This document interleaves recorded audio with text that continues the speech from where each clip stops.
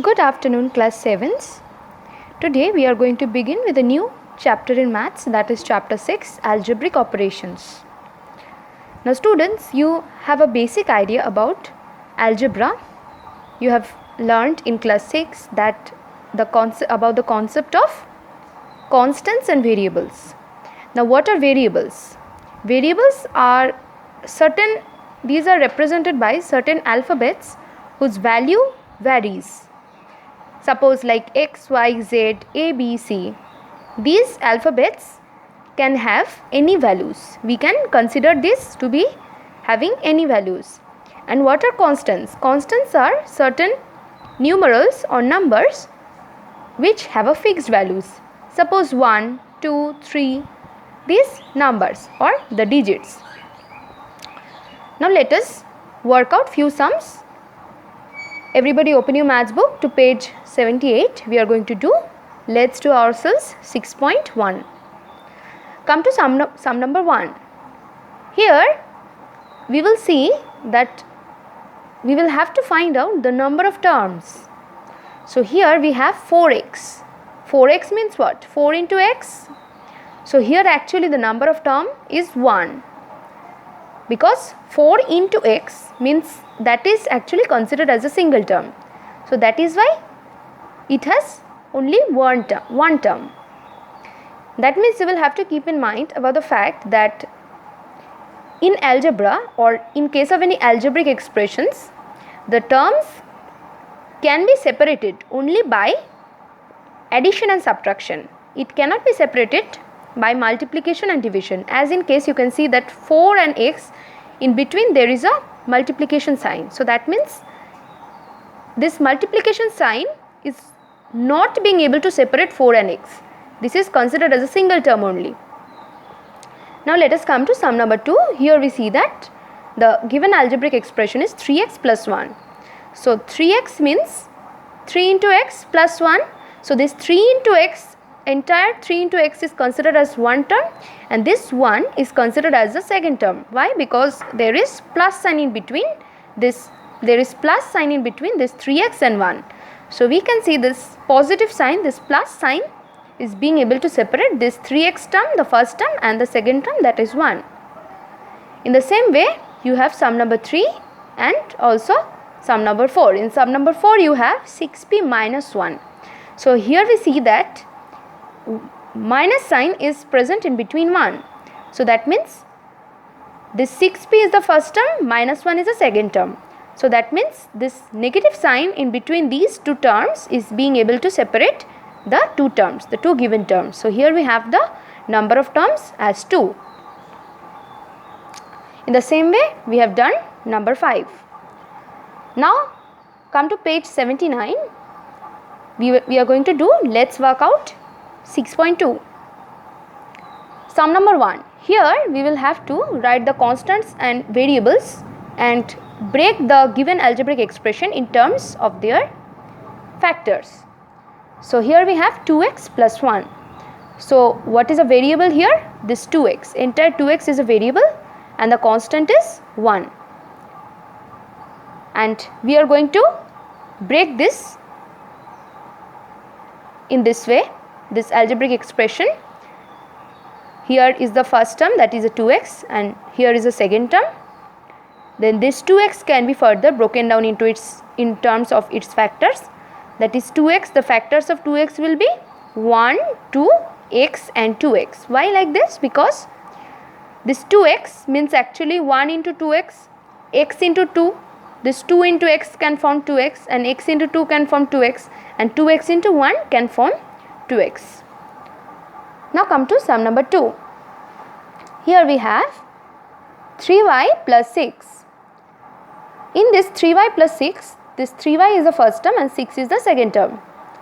So I have written the terms, the two terms on both the sides. Now we are going to break each of the terms in terms of their factors. So the factors of 3y are 1, 3y and 3y. Why? Because 1 into 3y means 3y and 3 into y means also 3y. So I have broken this 3y in terms of all its factors. So it has got 1, 2, 3, 4 factors. Similarly, we are going to break this 6 also in terms of its factors. The factors are 1, 2, 3 and 6. Why? Because you have 1 into 6 means 6 and 2 into 3 also means 6. So these are all its factors, and you already know that any number will always have 1 and the number itself as its factors. Now let's work out 6.1 page 84. Here you will have to form the algebraic expressions with the given statements. So this thing is completely a revision of your class 6, what you have learned in class 6, that here it is given that sum of x plus y, that means sum of x and y means x plus y. In the next one, x subtracted from z or x taken away from z, that is z minus x. In this way all the expressions, algebraic expressions, I formed the algebraic expressions. Now come to sum number 3, part A. Here you have 5x. So what is the number of terms you have? Only one term you can see, 5 into x, means there is multiplicative relation in between 5 and x, means multiplication sign. No sign is there means what? Multiplication. So as I said that an algebraic expression cannot be separated from each other by multiplication sign. So here the number of terms will be 1, and this thing you can break in terms of its factors like this, like 5x means 1 into 5x gives 5x and 5 into x also gives 5x. So in this way I have broken it in terms of its factors. In the similar way we will do part B of sum number 3. Here you can see the given algebraic expression is 7 plus 2x plus x square. So here 7 is a term, first term, 2x is a second term, x square is the third term. Why? Because the terms have been separated from each other with positive, that is the plus signs. So what are the factors of 7? 1 and 7. As you know that 7 is a prime number, so the factors of 7 will be 1 and the number itself, 7 itself. What are the factors of 2x?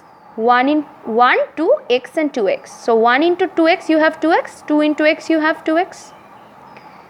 Next, what are the factors of x square?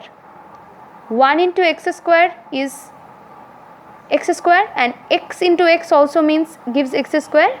So I have broken down all the terms into their factors. Now come to part C. Here also the 3 terms are given, x square plus x plus 1. So what is the first term? X square, second term is x and the third term is 1. So I have broken the x square in terms of its factors, that is 1x and x square, and x will have 2 factors because 1 into x means x, and 1 will obviously have the factor as 1. In the next one we have the 2 terms, that is the 2x square y plus 7.